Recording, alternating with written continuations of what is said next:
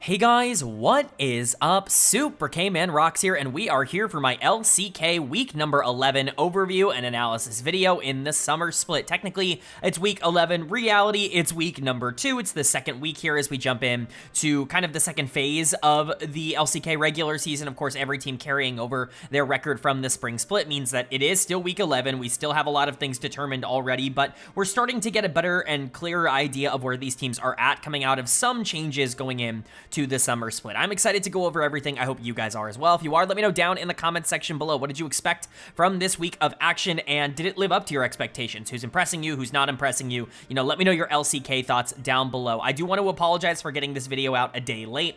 Yesterday was my birthday, and it just ended up being a little bit too chaotic to film the video on, and so it will be a double upload today with the LCK and the NACL. I hope you guys can withstand that, but with all that out of the way, let's go ahead and jump into things. If you are new here, what we're going to do is go series by series, talking about the advantages and disadvantages that each team was able to generate. I'll be giving a player of the series and a dud of the series for each series that we cover, and at the end of the week, I will be giving a player of the week and a dud of the week to tie everything into a nice, neat little bow. We'll be updating my power rankings from number 1 to number 10, talking about the standings, talking about the direction that every team is going in, all of that jazz, but most of today will be spent talking about the games themselves. So, without further ado, let's get into it. Starting with our first series of the week, we go back down to the Rise group and see a matchup between DRX and Dplus KIA, where Dplus KIA is going to pick up the 2-1 series win, almost against their own wishes in that game number 3. It's been a struggle for DK to start this split. I think that is a fair way to categorize what is going down for this team, because while I do think there have been some positive performances, especially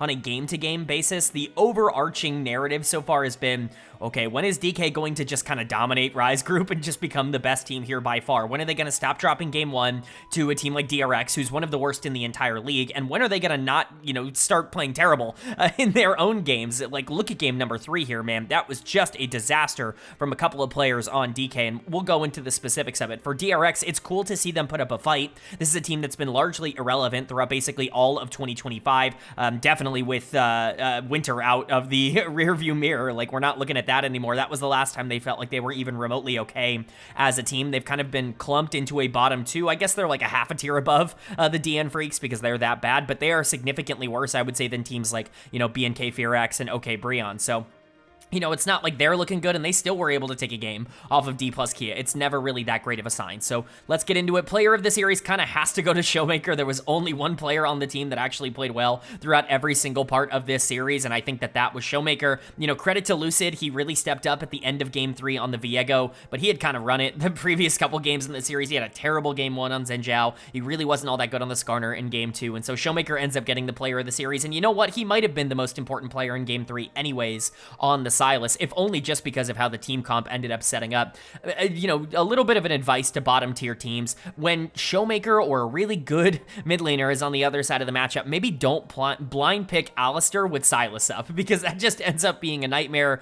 This Sylas was unkillable by the end game, and Showmaker did a lot to be able to take over in that particular instance, but I want to give him a lot of credit for the Azir game in game number 2 as well. I thought he played really well and was really able to carry the team in that instance as well. So, credit to Showmaker. He's received a ton of criticism, just generally speaking, over the past couple of weeks and years and things like that. I've generally been a Showmaker defender, and it's good to see that it's still there. Like, he still has a lot of the positive plays in him, even if they're not nearly as consistent.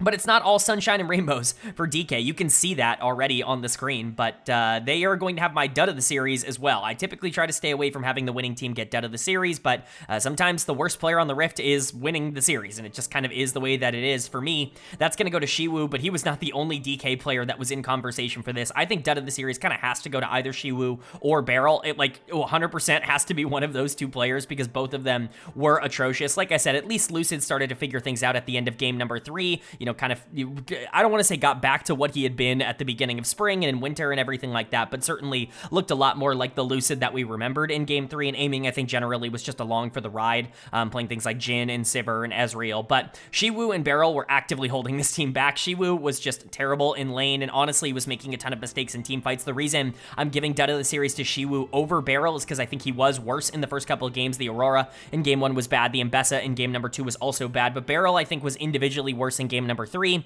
on the Nautilus, where it's just like, dude, you gotta chill. Like, it's the Kai Wing at MSI. Like, you don't have to land every Nautilus hook. It might actually put you in a terrible position if you continue to do that. On is also very famous for that. So, you know, Beryl, Xiwu, they need to start figuring things out. I think Xiwu has started off this split very poor, which is shocking to me because I thought his team fighting was so consistent last split, even if he wasn't a good laner. And Beryl, I'm not surprised by. I've been out on Beryl for basically 3 years on this channel, even 4 years, going back to when he won Worlds. You know, Beryl's a player I've kind of pushed back on the hype on, so not surprising to see him run it down in Game 3, does it all the time. But for DK, they're going to be lucky to walk out of this series with a win because they really did not play well. And for DRX on the other side, it does kind of feel bad that you lost this because I think generally speaking, you were probably a more top to bottom consistent team, but you just don't really have the high moments. Showmaker was the best player on the Rift, and you don't have anybody on this team that's as good or can match Showmaker when he's actually playing well. And that's just kind of the unfortunate reality for DRX without UCal, and especially when UCal was playing bad, that they just don't really have like a star or a high-end player that can compete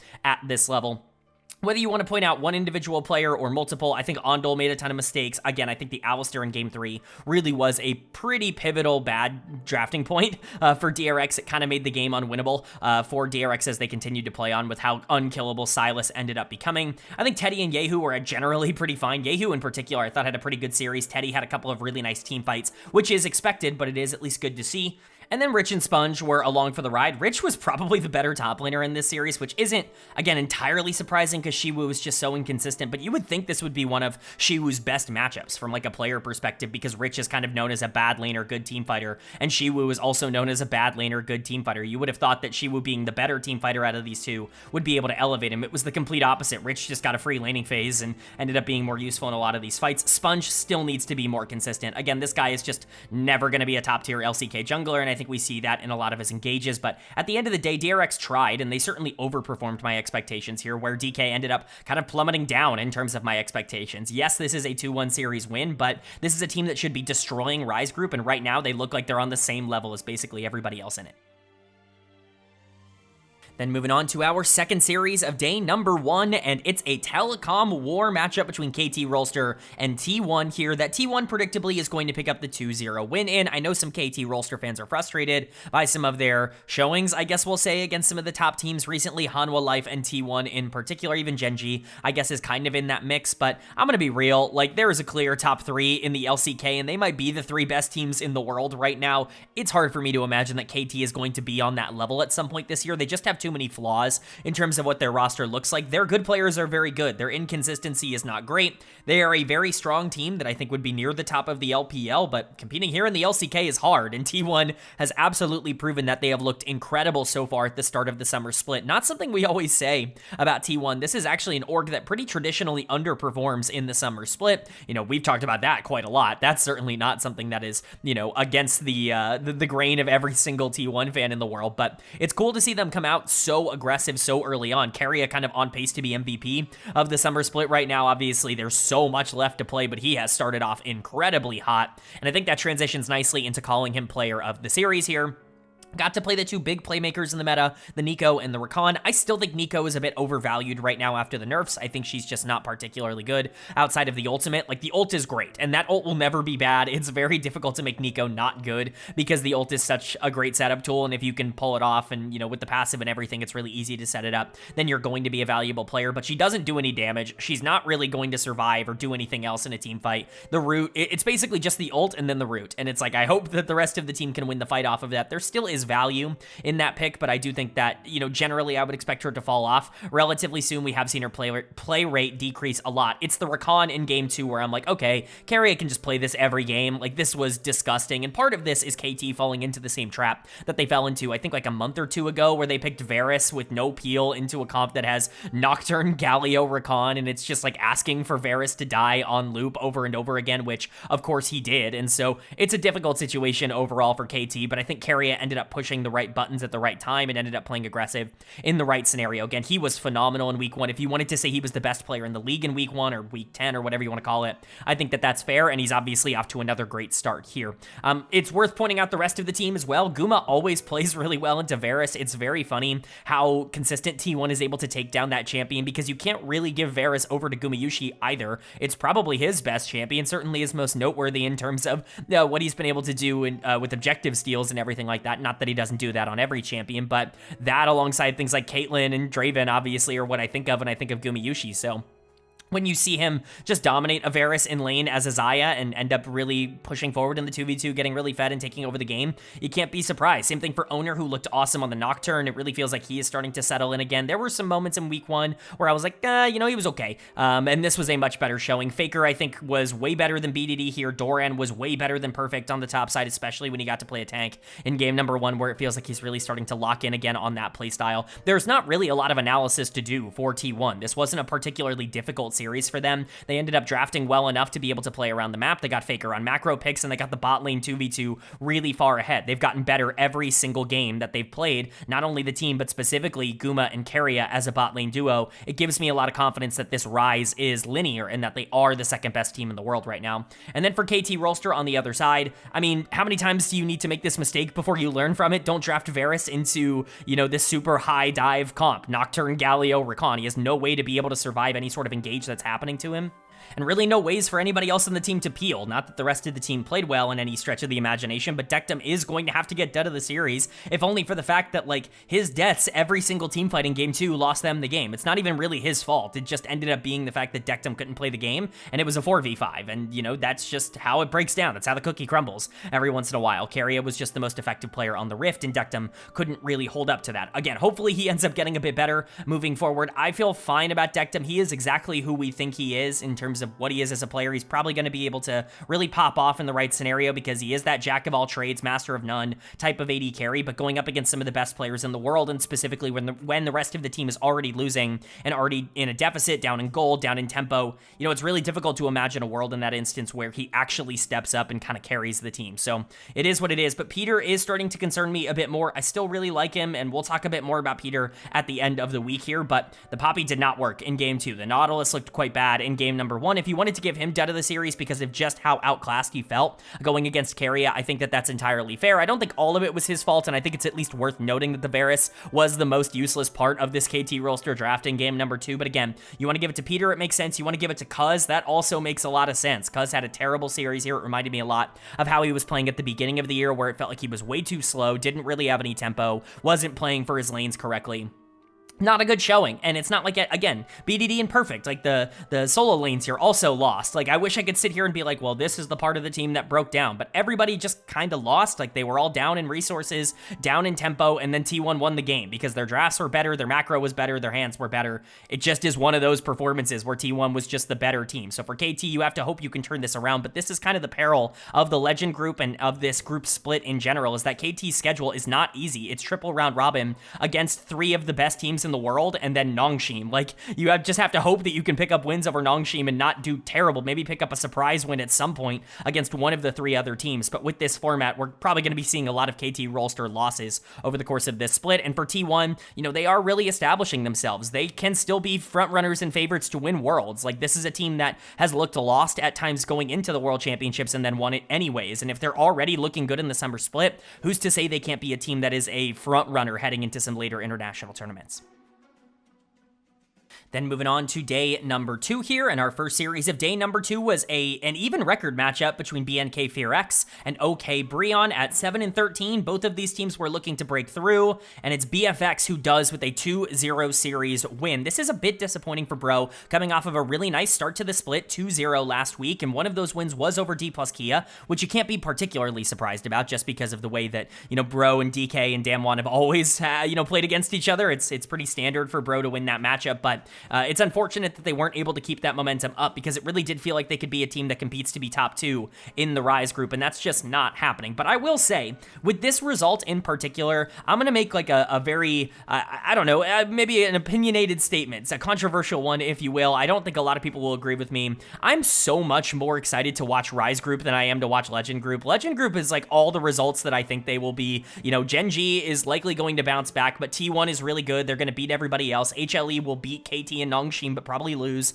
to T1 and Gen.G. KT is good enough to beat Nongshim, and Nongshim's probably going to go winless. Like, you know, I'm not expecting a ton of upsets there because top-tier teams in the LCK don't randomly drop series. They just don't really do that in the regular season unless they're T1, and right now even they are in form. But Rise Group, man, anybody can win on any day. Like, I firmly believe that. The circle of suck at the bottom of the LCK is a truly big circle. It's all 5 of these teams now, with DK kind of struggling, stuck down there, and with how bad the bottom of the LCK is, like just how incompetent a lot of these organizations are at being able to build rosters, it's actually kind of fun to watch them, you know, figure out what sticks and what doesn't, and, you know, kind of make roster changes. So, you know, kind of ends up being a lot more interesting. And I think this series is a good example of that because Vikla is player of the series here. And if you would have told me that Vikla would have gotten a player of the series in the LCK at all in 2025, especially after spring, I would have probably laughed in your face because I didn't even think Vikla was supposed to be starting for this team. But yet here he is, outplaying the guy that he replaced on this team in closer on the other side, who's been way better than him throughout this entire year. It's just the way that Rise Group goes and the bottom tier teams in the LCK go. But Vikla was really good in this series. He was especially awesome in game 1 on the Azir. That's really the game where it's like, that's classic Vikla, that's KT Vikla, where he's just able to take over the game and actually look really good as a primary carry option, you know, be consistent team fighting from the backline and not feel pressured to be able to make gigantic plays. He just was really consistent in that game, and he was good on the Orianna as well. He gets player of the series because I think he was more consistent than Diablo, who was probably a bit more important in game 2 on the Kai'Sa, but was also a bit more up in flux, which is general for Diablo. Like, you can live with that. This guy is exactly what he is advertised to be. Super aggressive as an ADC, oftentimes going to trade his life for absolutely no reason, but can break through and has the mechanical talent to really compete with anybody. And I'll talk about it. Hype is certainly not a player that has stabilized at this level. I think he has a lot of things he needs to fix, even if the talent is very much there. Diablo is just a better version of Hype right now, and I think we definitely saw that in game 2. Some good stuff out of Raptor, who I think was definitely the better jungler here as well. I've always been a bit of a Raptor defender, especially his first split back in 2023, where it really felt like he was receiving a lot of criticism because they benched Willer for him, and Willer probably is still a better player than Raptor, with him tearing up the LCK Challengers League now as well at the beginning of this year. But, like, Raptor is playable in the LCK. He is able to be, like, a number 1 or number 2 option for a mid-table team. He has that kind of carry instinct in him, and he is much better on carries than he is on facilitators, which should be exciting for BNK FearX, and I think we get glimpses of those positive performances. We just can't get like long-standing versions of it because of just how inconsistent the rest of this team is. Clear and Kellen were also pretty solid. Kellen is almost always very good as a player, but BNK running through Vikla, very surprising, but certainly not unwelcome. And for Bro on the other side, to come off of a 2-0 week and immediately go into losing against FearX is certainly not the way you wanted to start week 11. You wanted to do a bit more with what you had, but it just didn't end up working out like that. Hype and Krako in particular, I think, played terrible in this series. They are the 2 players that I want to point out. Krako's going to be the one getting done of the series because I just got so frustrated watching Bro basically buy a front row ticket and buy their popcorn to watch BFX take every objective throughout this entire series. It shows some level of aggression with Xinjiao Akali, like something in the middle of the map with those 2 champions, because sitting there and just playing super passive, even on Vi, Ahri, Lucian, game number 1, watching them be so passive is just disappointing. It's really frustrating, and I think Krako is the most at fault for that. That's something he has had problems with in the past, and I think we kind of ran into that here, but I'm kind of going to go in a bit on Hype because I think it's really easy to break down what he is as a player right now in terms of current ability, and I want to make it clear, his potential is still very high because his mechanical ceiling is very high. It's clear this guy, when he wins, knows exactly what to do and can put himself in a position to actually play the game out, but he has like horrible positioning, like D- F level positioning in team fights. Like, he just has to figure that out. Like, it's something that has to start leveling up in his game because he can't play these short-range AD carries. He just doesn't know how to operate them. Lucian, Corki, he's constantly too far forward and constantly getting caught out. It's not a good look. Like, either, you know, switch off of that and start, you know, playing a lot safer AD carries that have a lot more options, something like Xayah, or we saw Sivir in game 1 on the other side for Diablo, like things like that, or, you know, learn how to pilot these mid-range AD carries that actually do need to be a bit more aggressive and need to be a bit more decisive in terms of their decision-making, because right now Hype is kind of getting the worst of both worlds. He's charging in, doing a bunch of damage, and instantly dying, and Bro can't win fights without their AD carry. So it's really disappointing. He is putting out a lot of damage, but that positioning just has to get better, especially on these types of champions. I think it will, because again, he's talented enough, but we've seen players come out of the Bro system, and some of them have worked like Delight, and some of them have not. You know, some of them have just kind of plummeted and never been able to find that form again. Hopefully Hype is a player who is able to grow from situations like this, but Rest of the team was also kind of a problem. Polu wasn't particularly good, although I don't think he was terrible. Closer was awful in game 2, but was a lot better in game 1 on the Ahri when Vikla was actually having to go out and try to perform. Morgan was just generally along for the ride on the top side, very similar to what we've talked about with the other top laners so far. Bro was outplayed here, but BFX did a good job to push their advantages. This was kind of a crazy series, and Bro did do nothing and lose. Like, they did kind of push themselves into that style, but BFX being able to pick up this win is very big for their standings because, like I said, these two teams were tied, and they're probably fighting it out for that number 2 seed right now. Then moving on to our second series of day number 2, and it was a matchup between Nongshim RedForce and Hanwha Life Esports, and HLE again predictably is going to pick up the 2-0 win, although there are still some things to be concerned about for Hanwha Life. It's clear that this team is at the very least better than the majority of teams in the world, like even at their worst, which I still think they're kind of playing at their worst right now. Viper is able to dominate so hard in the bot lane that there's basically no way for Nongshim to play the game. Game 1 is one of the biggest blowouts I've seen in a very long time. Not that the LCK is not prone to blowouts. There's been so many series that have just been completely uncompetitive in the LCK for many years now, but this was certainly one of them where, you know, game 1 was just disgusting, and game 2, while more competitive, was certainly not close by any stretch of the imagination. So let's go ahead and get into it. Like I said, Viper was incredible here. He's going to get player of the series. Not really a ton to touch on or talk about in that regard because he was just the best player on the Rift. The Lucian in game number 1 obliterated the bot lane duo of Trigger and Lehens, and I guess we can talk about it. Trigger is in as the starting AD carry for Nongshim over Jiwoo.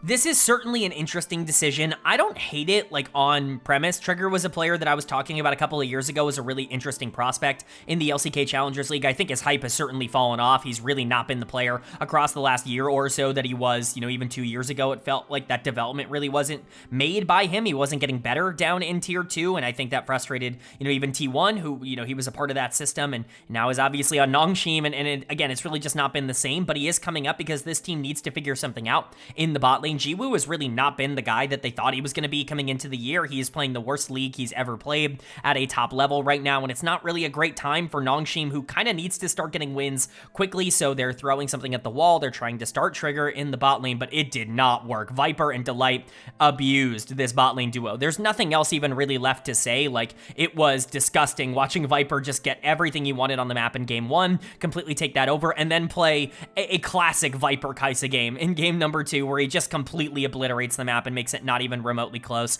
It's just one of those series where Viper was so far ahead at every moment that there was no way to ever play the game. It looked like he was smurfing on Nongshim. It looked like one of those Clash games where, you know, they had already lost in tier 1 earlier, so they go down to tier 4 to get their revenge and dominate things. Like, Viper was just not in the mood to take it easy on Nongshim in any way, shape, or form. It was honestly very impressive to watch, but he wasn't the only one on the team to play well. I think Delight had a really great series. Obviously, with Viper being so pivotal and so important, you need your support to be able to step up and enable Viper to do that, and I think Delight did a good job of that. Lehens has been a disaster on the other side over the past, like, month or so in particular, and I think that is carrying through right now. Top lane was also not close. Zeus mega gapped Kingen. We'll talk about the Monomoon Silas in just a minute, but Zeus was at least there to punish it. You know, a lot of top laners, I think, would be a bit more passive playing into something like King and Silas, but I'll talk about why Zeus did a really good job of pushing forward when it came to the Rumble matchup in particular, because he just felt so comfortable playing with Peanut in the area, and that's what I think really kind of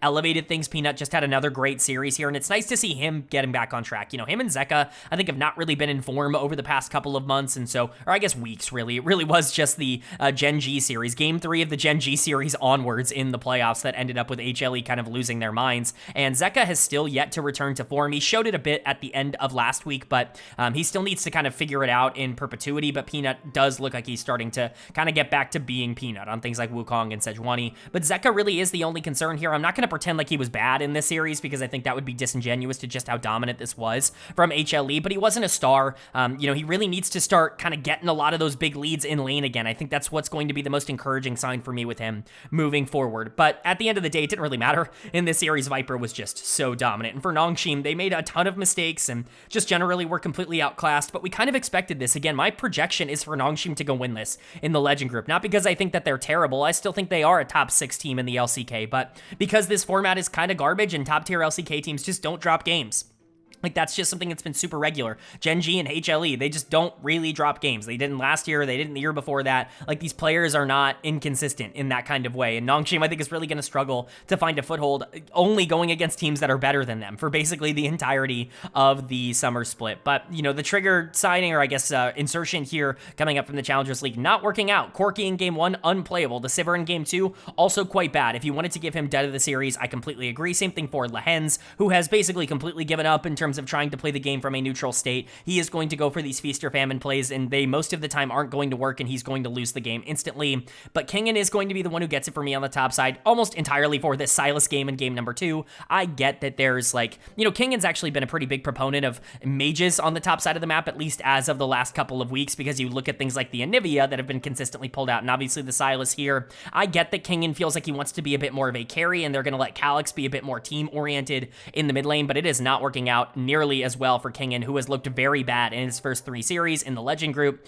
Hopefully he can figure things out, but Zeus abused him in the 1v1. Peanut did a great job of hovering the area, and Gideon just didn't really get the chance to play the game. Gideon was also not very good, especially on the Xin Zhao in game number 1, but everything kind of went wrong. Like, am I blaming Gideon and Calyx for this? No, they weren't the problem. I'm kind of blaming Kingen for the Mana Moon Sylas in game 2, and I'm certainly blaming the bot lane with Trigger and Lehens here for both of these games. It just was a terrible look for a Nongshim team that is clearly so outclassed at this level, and Hanwha Life, you know, kind of taking that to the bank. Do I think this makes them better than T1 or, you know, Gen.G? Absolutely not. They still need to prove that they can be in that conversation, but they are definitely a top 3 team in the LCK. That is completely undisputable.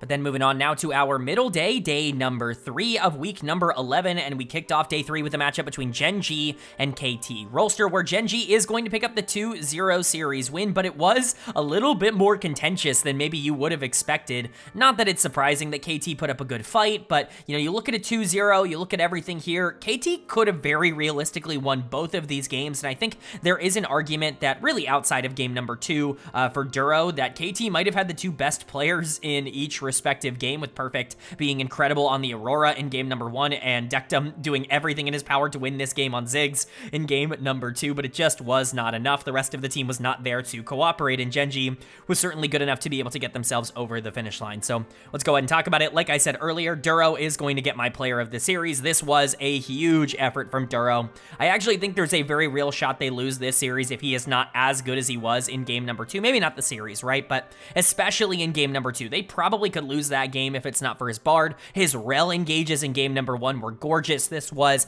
a huge performance from Duro. And I can't say I'm surprised. I don't think a lot of people who watch this channel are going to be surprised. Not only have I been high on Duro forever, but I've been high on him specifically after spring this year. Like, throughout the entire spring split, he was playing at a borderline MVP level. He would have finished top 5 in my MVP voting if I went that far. Probably 4th or 5th, somewhere around there, behind some of his teammates, of course. But Duro was super good in spring, was very influential towards why Gen.G was an undefeated team. And then he had a great MSI. I thought he was really solid at that tournament and ended up really performing well in his first international venture. He comes back here to the LCK, and I think he's picked up right where he left off. He's really just become one of the most consistent supports in the entire world, and that's really cool to see. You know, we always saw promise in Duro last year when he was on FearX, but certainly didn't expect it to come this quickly, but that's what happens when you join Gen.G. Every support that comes through this organization ends up turning into like a world-class player. It just is what it is. It's very funny, kind of the lineage of players that they've been able to gather over the past many years, whether, you know, it be the recent supports, obviously, players like Lehens and Delight that have found a ton of success elsewhere. Lehens obviously on KT Rolster, and at times on Nongshim and Delight on Hanwha Life, but even going back to players like Life that were really consistent for Gen.G. Obviously, Core JJ won a world championship with this roster and went on to dominate North America, but someone like Kellen, who has also had a very successful LCK career, despite what public opinion of him is, like, Gen.G just seems to pump out good supports. Like, it just kind of is what it is in terms of every support that comes through this roster. Some of them were good before Gen.G, but it just, you know, you got to give a lot of credit to this organization for being able to pull the best out of that position, and Duro, I think, is a big reason for that. Ruler is another big reason for that, because he played with almost all of the players listed before, but Duro, I think, is really kind of coming into his own, is one of the more important players on this team. Chovy was the other player that I think stepped up here today. He was just straight up better than BDD. BDD really didn't have that great of a week, if we're being honest. I know there are a lot of BDD fans out there, and trust me, I'm there with you. I think he's been awesome this year. I think you could even make the argument that spring was his best split ever. I know some people would push against that. I certainly think there are some Gen.G splits from many years ago that would definitely rival what he was capable of doing in spring, but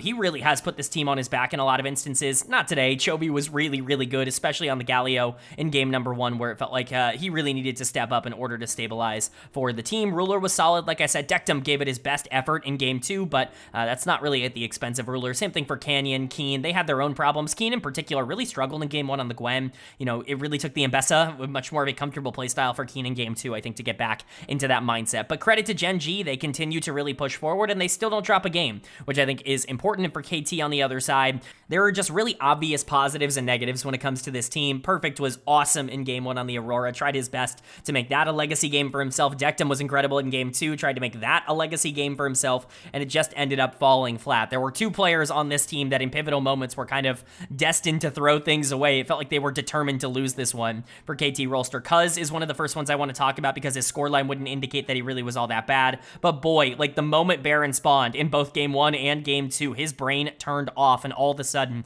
he was making bad play after bad play after bad play in clutch moments. Cuz has been somebody that I have pushed back on. I think the stats are a little bit of a lie when it comes to Cuz at the beginning part of this year, and you know, we'll see how that ends up aging. I think he was much better at the end of spring, but he was terrible for basically all the beginning of this year, like winter, and then going back to the beginning, like the first round robin in spring. I think Cuz was not a particularly good player for KT, so we'll see if he can, you know, continue the good form. Right now, it's not looking so good. This wasn't a very good week 11 for him, but Peter is going to be the one who actually does get dud of the series here, and it's for a pretty big reason. Not only was he very bad in this series and had a couple of really useless engages, never really found like an actual focus in terms of a lot of these team fights, but as it's coming out here, it looks like Peter is benched for KT Rolster, at least indefinitely going into the future. Wei looks to be coming back in and starting for KT again, and I'm going to make my point on this very clear. I hope that Wei comes in and does well. I was a fan of that KT Challengers team just like everybody else was, and I wanted to see a lot of those players come in and be successful, you know, Wei, Hambach, Hype, like all the players who ended up coming in this offseason, but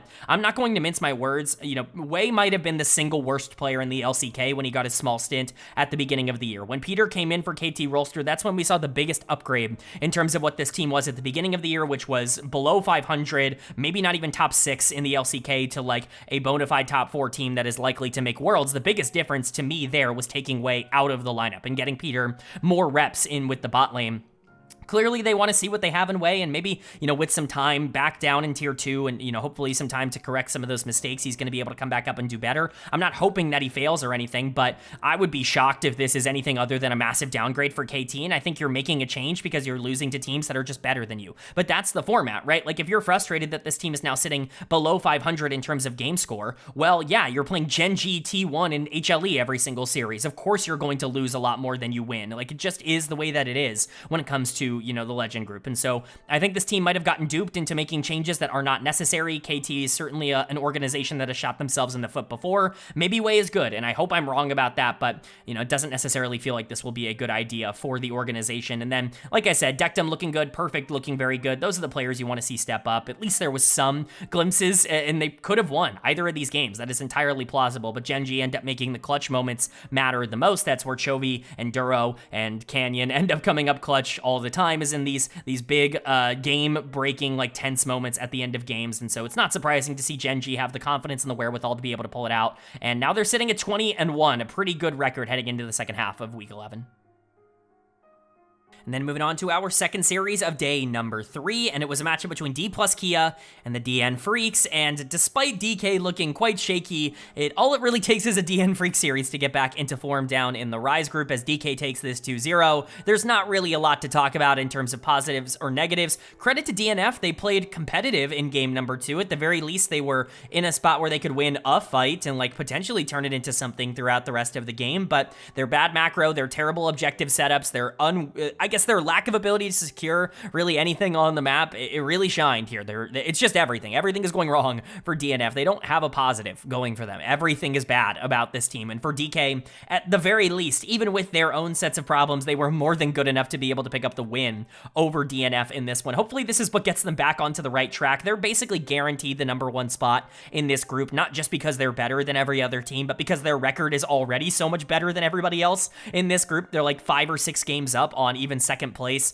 no matter what ends up happening. So even if they ended up going below 500, they would still probably get the first seed in this group with just how the setup ends up happening. So they don't really have a lot to play for right now, but at the very least, it looks like they're getting into form. Let's talk about it. Once again, Showmaker is going to get my player of the series. Good job, Showmaker. He had a really good week here in week 11. It's really important that he steps up and is kind of the guy for Dplus KIA, because as much as I like Lucid and as much as I do think there is a lot to grow with him and even Shiwu on the top side, Aiming and Beryl, you know, maybe despite Beryl's lack of upside at this point in his career, can be a pretty solid bot lane duo because Aiming is super consistent in the back half of games, but it really is going to come down to whether or not Showmaker can be a Worlds caliber mid laner, whether this team can compete to go to Worlds, because that's still on the table for DK. I know it feels like it's really out there in terms of how things are set up, but if they make playoffs, they have just as much of a chance of anybody in playoffs to go to Worlds. So, you know, it's just one of those things where they're likely going to be a top 6 team. And that means that, you know, despite being in the Rise group, if Showmaker can figure things out and really kind of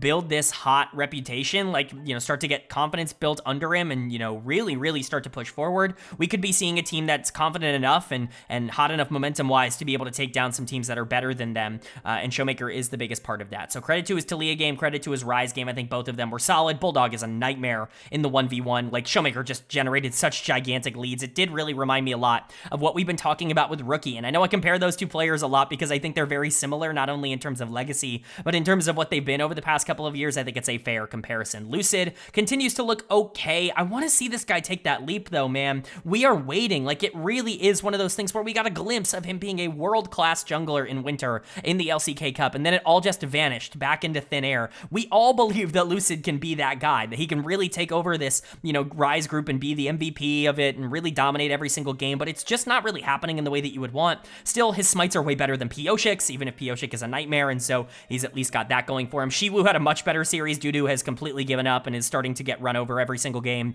Not really ideal from him. And even Aiming and Beryl were solid here, mostly because Beryl got to play Karma and then Galio. So a lot of those off-meta picks that get to be a bit more aggressive, he got to function on those champions. It's generally a good thing. So for DK, nice 2-0 win. Not much to talk about, but Showmaker and Lucid are kind of the core of this team, and they need to keep stepping up.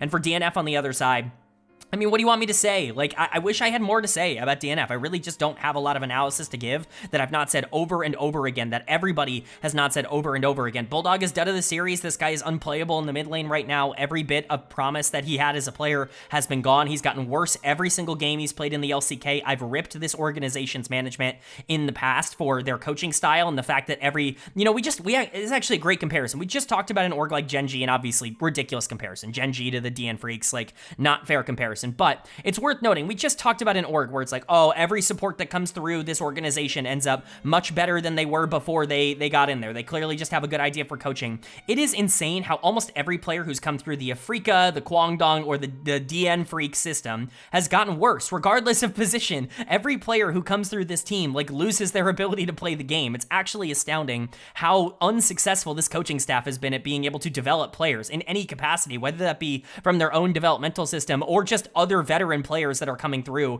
where they're all washed by the time they're done playing for the Freecs. It's actually just insane. It takes other orgs like reviving these careers of players like Lahens to even really make the most of it. And so it just is what it is. Like, this is kind of the organization you go to if you want to get worse at League of Legends. And I hate saying that because you never want to say that about an org and about a team, but they've shown this over and over again that they just do not have the ability to make players better. And Bulldog, I think, is a great example of that. Again, he's gotten worse every single game he's played in the LCK. He's gone from this mechanically talented, aggressive mid laner who just needed to be able to figure out how to play the full wide breadth of the game, play for the team, all of that stuff, to a super passive, very team-oriented, no-hands mid laner that can't compete in the LCK. Like, I don't know what to tell you. It's a horrible, horrible adjustment period, and I will continue to be frustrated by it. Pioshik might be the worst smiter of any jungler in the world. That's always been the case for him. It's always been a problem for him, but it's really popping up now again after 2022 kind of fooled us into thinking that was gone.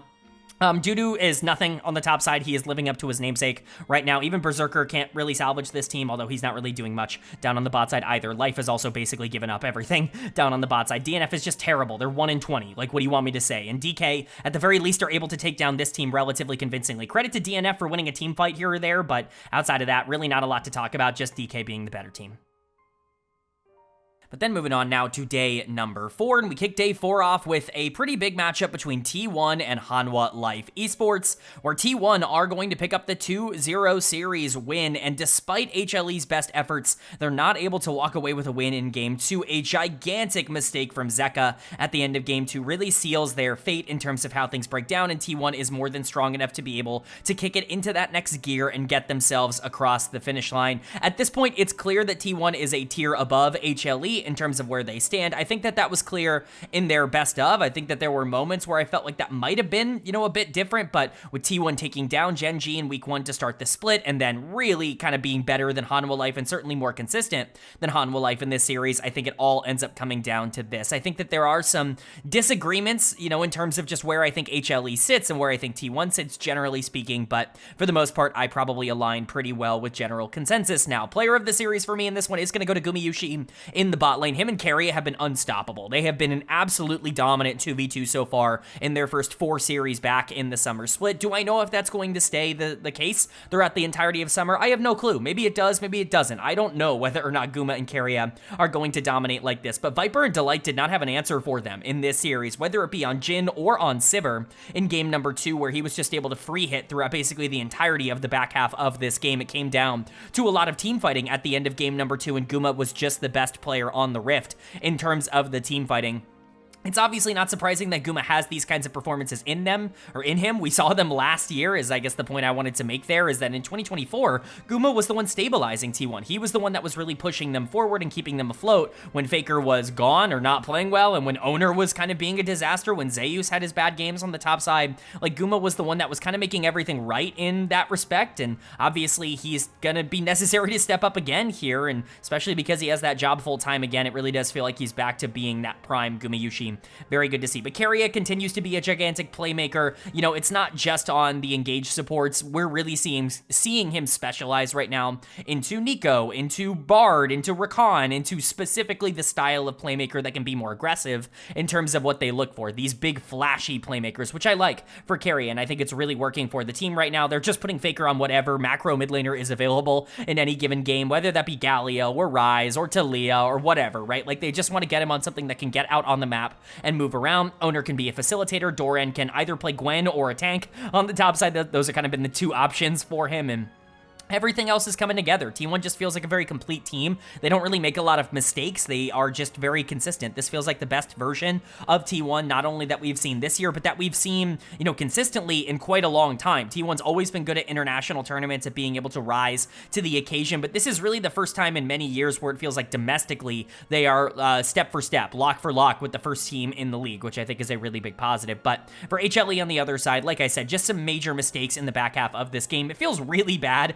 to give Zeka dud of the series here, because he really was the one that had all the gold and all the resources, and probably was the reason that Hanwha Life was even in the game to begin with. But when you make a gigantic mistake like that at the end on Azir, it's just how it goes, man. If you make the game losing play, it ends up being a pretty big problem. It's really sad to see the form that Zeka's in right now. It feels like he's in his own head. I really do think he's going to get out of it. I don't think he's a bad player, and I certainly don't think he's somebody that's just going to roll over and die. This is somebody who's gone through, cold stretches before. It took him a while as a pro player to really become one of the best mid laners in the world. It was a slow ascension to stardom for Zeka. I'm not worried that his mental is too weak, somebody who's always been a very clutch player in big moments. I'm just worried that he's in bad form at the current moment. Hopefully he can figure things out as the split goes along, but these are uncharacteristic mistakes in big moments that he's not normally making. He was terrible against Gen.G in the playoffs. He was terrible against T1 in the playoffs. He's probably the biggest reason why this team didn't go to MSI. Not the only reason, because HLE was worse than T1, let's be entirely honest, but Zeka certainly was not, good in those phases, and it feels like he's not necessarily snapped himself out of that mental rut just yet. Hopefully he can, but Peanut's not getting enough hate, I think, for how bad he was in this series. We talked about him potentially getting back on the wagon after the series earlier this week, but this was not it. This was not a good follow-up to that. Viper and Delight were just not as good as Guma and KT, and while I don't think that's entirely surprising, it's certainly not a good look for Hanwha Life. Zeus was even not particularly strong into Doran, although Zeus was not the problem in this series. Hanwha Life just don't look like they're on the same level as the top 2 teams in the LCK. And while I do think they are significantly better than KT Rolster and, Nongshim and Dplus KIA, like the other teams that are fighting it out in the top 6, if they're not top 2, I think they would consider that a disappointment for themselves. And right now, T1 is firmly top 2, even if the records don't necessarily show that, because they were worse throughout a lot of spring. T1 is absolutely one of the top 2 teams in the world, and I think they continue to prove that. Then moving on to our second series of day number 4, and we go back down to the better group, the Rise group, as we see BNK FearX take on DRX. And DRX is going to pick up the 2-1 series win. This is what I'm talking about, man. You just cannot predict who's going to be able to come out on top in any Rise group matchup. It is anybody's game at any given time, and DRX is the team to step up here today, mostly because you just have no clue who is going to be the player or the team to completely play terrible on any given day. Unfortunately for BFX, Vikla kind of returned to the Vikla we had gotten used to over the course of this series, despite a small little pit stop, I would say, at the beginning of this week where he looked really good in that first series against Bro.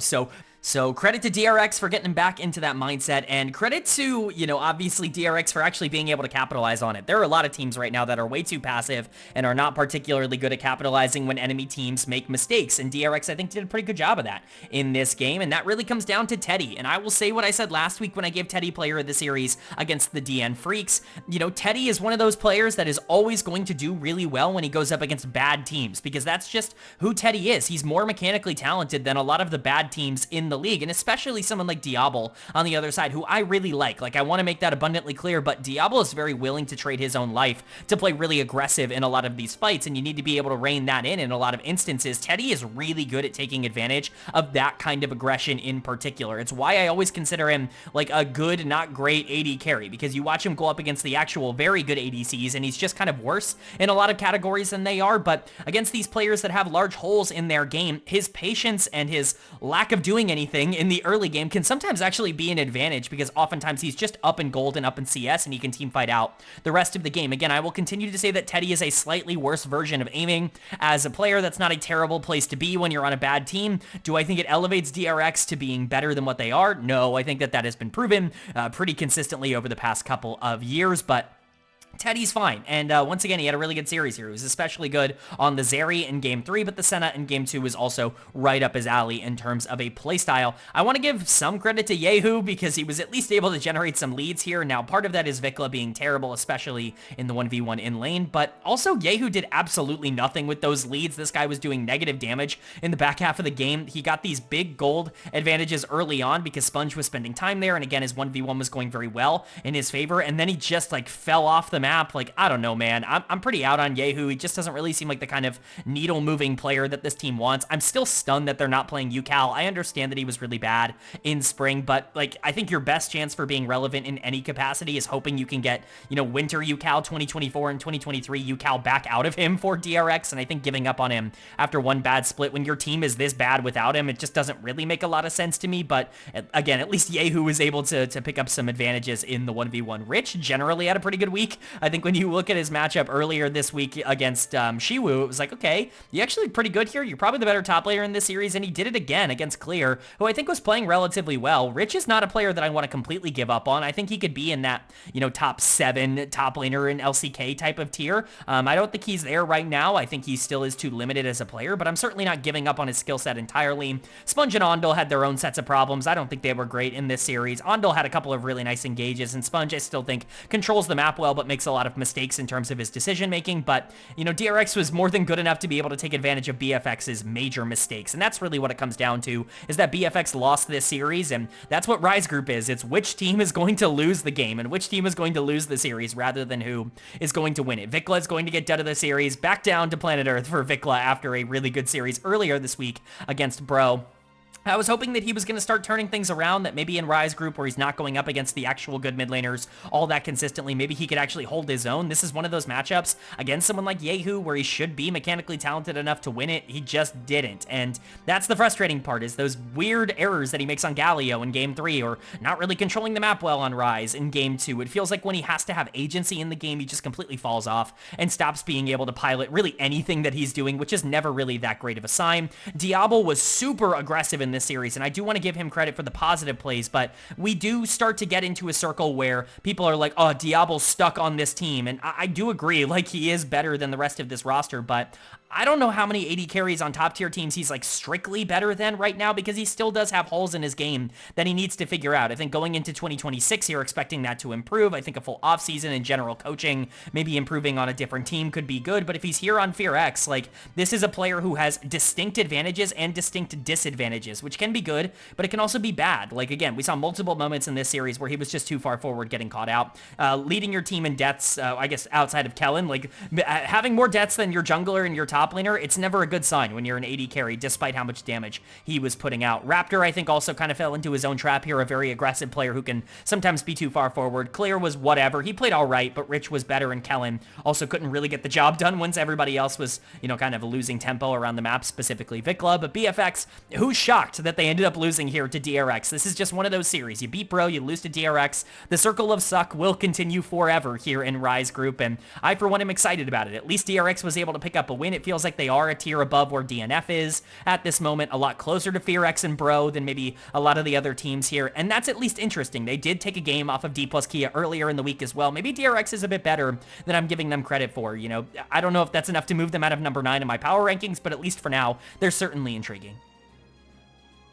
But then moving on now to day number 5, and I've kind of been itching to talk about this series the whole video because I watched it right before recording, and man, did I really just want to talk about it. It was the DN Freecs taking on OK BRION, and OK Bro pick it up 2-0. That's not surprising. DNF losing 0-2. Nobody's shocked by that. They moved to 1-21, but this might genuinely be the worst loss of all time. Like, there is a real argument that it is real hard to look at a 22,000 gold swing for DNF in game 2 and be like, yep, that happened. Like, they were up 11,000 gold on Bro, and somehow they lost the game. It's not like they're going into Gen.G. It's not like they're going into T1. They're not facing a top tier opponent. They're facing Bro, whose macro, quite frankly, is bad. Like, they're not a good team. They have good hands and they have good players and there are pluses and minuses to them, but they're certainly not consistent in any way. To be up 11,000 gold on Bro and somehow by the end of the game to not just have lost it, right? Because there are teams that have thrown 10k gold leads before and they end up, you know, losing, and you look at the post-game chart and it's like, maybe they're still up in gold when they lose because they lost a pivotal team fight, or maybe they're down like 1 or 2k gold now. They lost by 10k gold. Like, they were down 10, 11k gold by the end of the game. This was a 22,000 gold swing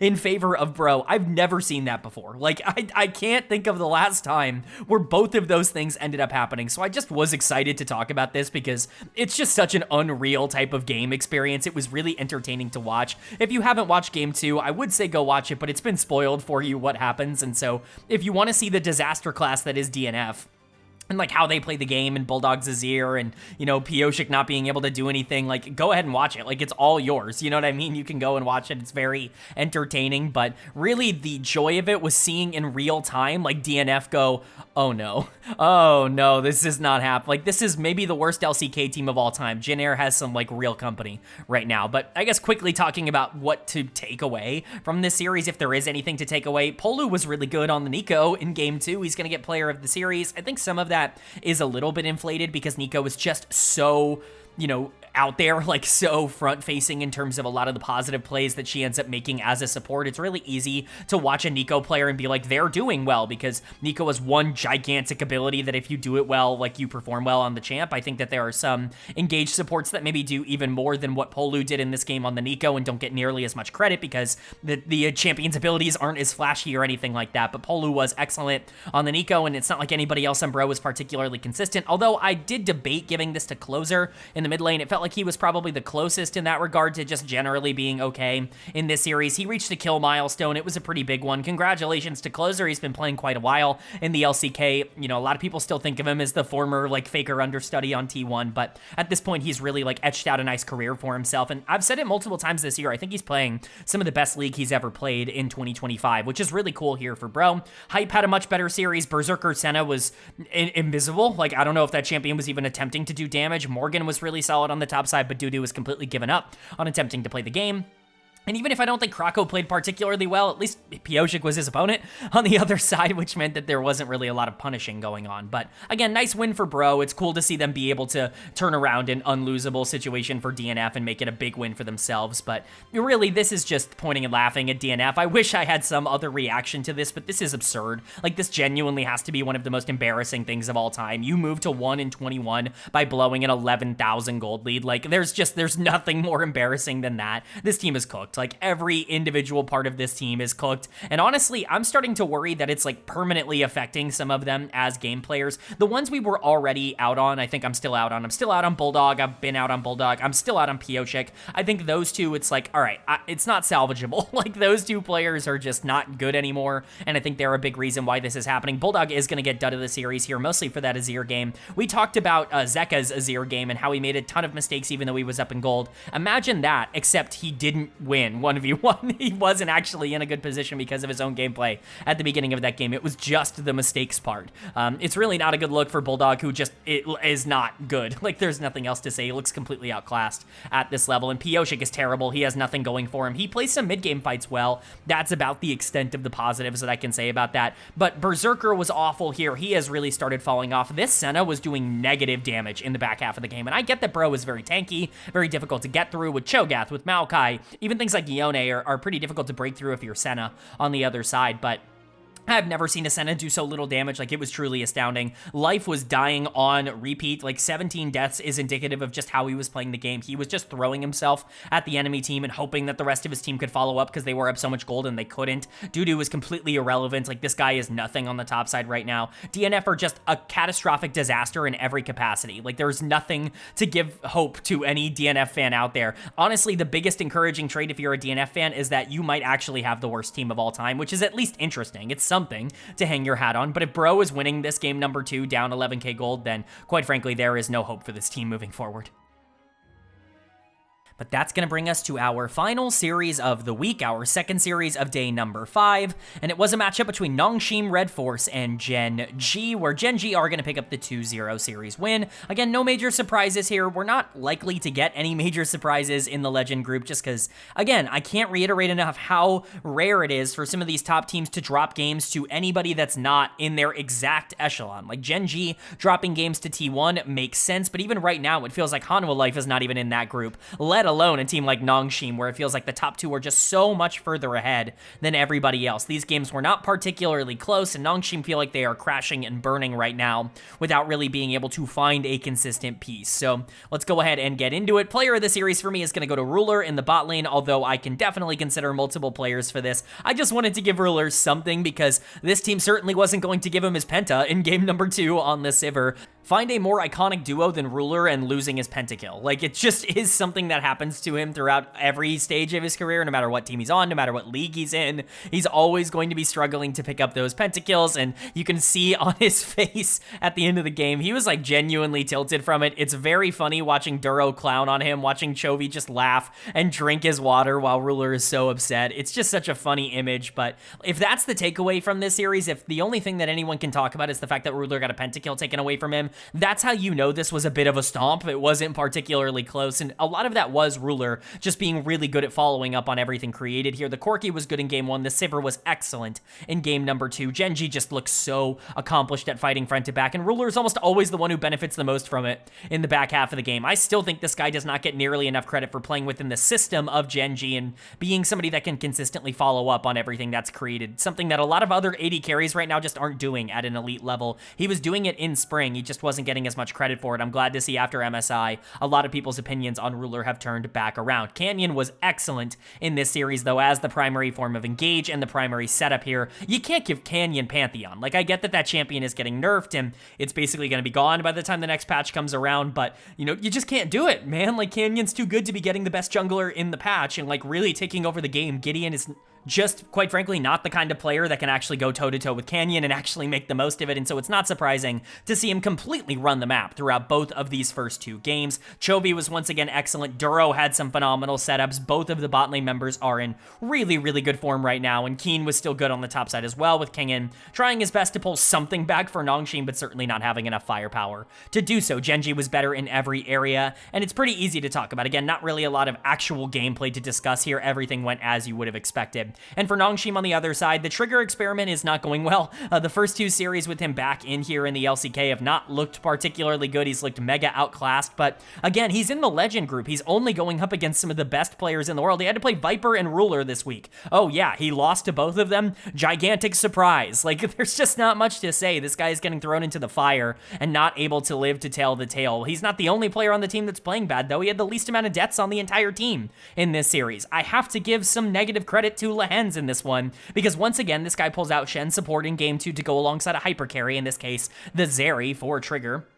And the Shen gets an early kill and some early gold and then does absolutely nothing throughout the rest of the game. Lehens' crazy off-meta picks have been disastrous over the past, like, month and a half or so, like 2 months. Obviously, things like the Elise support worked out very well for him at the beginning of the year, but ever since he started consistently going up against good teams, all of those picks have become almost entirely useless and unplayable, and Lehens has really suffered from it. His gameplay has really gone down, and I understand that the KDA is misleading when it comes to Lehens. I myself have said on this channel that you can't blame Lehens for having bad KDAs. It's just kind of who he is with his playstyle and the way he goes about things. Like, he's gonna have bad KDAs when his team is losing, but the gameplay matches the negativity right now. It's just not living up to it. It seems like he's only ever going to be good when the rest of the team can follow up on the things he's creating, and when everyone else is losing, and when he himself is not good enough to generate gigantic advantages, he's going to look terrible. He's like an exaggerated version of Beryl in that regard, except I think his highs are just so much higher.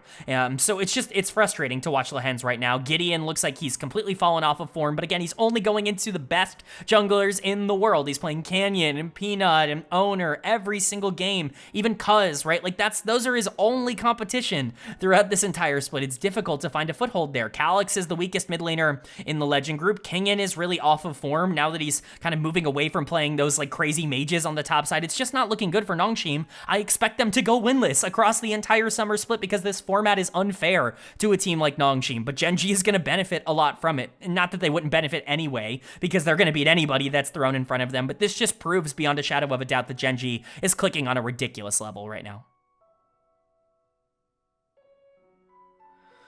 Alright, but that is going to do it for my LCK Week 11 overview and analysis video in the summer split. Up on the screen, the updated standings after 11 weeks of action. Not really a lot of changes because these teams are already kind of so set in terms of how many games they've played. These standings are pretty locked in for most of them. Of course, Gen.G still the only team to guarantee themselves playoffs, which means that they've guaranteed themselves Worlds. As a reminder, because they won MSI, they just have to make domestic playoffs in order to be a team at the World Championship, so they are guaranteed that no matter how they finish. But right now they are still crushing it, as you can see in my power rankings, which are the first column to the right of every single team, and the second column to the right you can see how that has changed from last week to this week. We can go over the risers and the fallers, but again, not really a lot of reasons to make changes. Legend group is going exactly as anticipated. Gen.G I still believe is the best team despite the loss to T1. As I explained last week, they beat them twice at MSI. They won EWC. They had to come back and immediately face the gauntlet of HLE and T1, their two biggest threats in the entire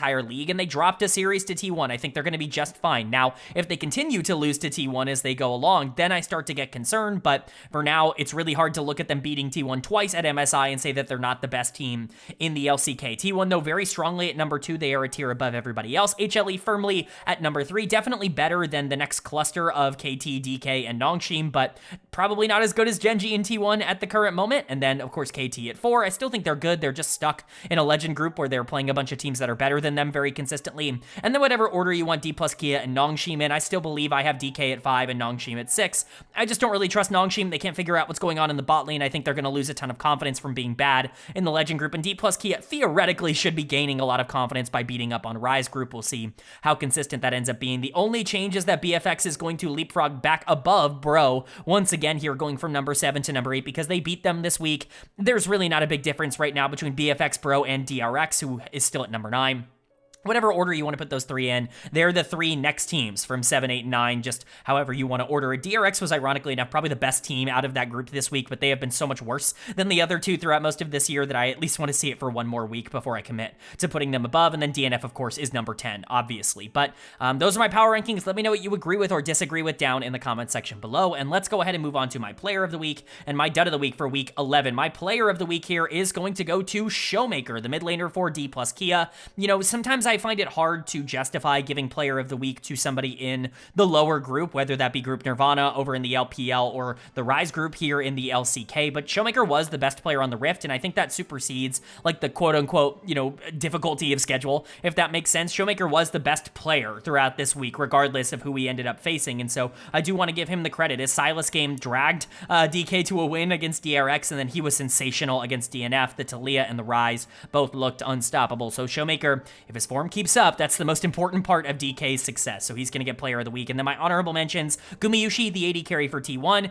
and Ruler, the AD carry for Gen.G. Both of these players had some pretty exceptional games this week for teams that really succeeded. I mean, their entire teams had a lot of success, which is why it's a little bit more difficult to pinpoint them in particular over someone like Showmaker, who actively willed his team to a victory, but they were both excellent and their teams did well, so if you wanted one of them as player of the week, I understand. But Guma and Ruler are my honorable mentions, and then my dud of the week should be no surprise. It's Bulldog, the mid laner for DNF. I've given up completely on him. He makes giant mistakes in the back half of games. He's not very good in the 1v1. He has a very passive mentality. He wants to play for the team, but isn't very good at it. He's just not an LCK caliber mid laner anymore, and I think at this point, throw all of DNF out. Throw all of them. They're all dead of the week, especially after that 11k gold, swing that they ended up having. Like, throw them all out. Like, they're all, not worthy of performing in the LCK, but Bulldog especially, I think, gets the dead of the week, while Showmaker gets my player of the week. But that's going to do it. I do hope you guys enjoyed. If you did, leave a like. It really does mean a lot to me. Lets me know you guys are enjoying the content,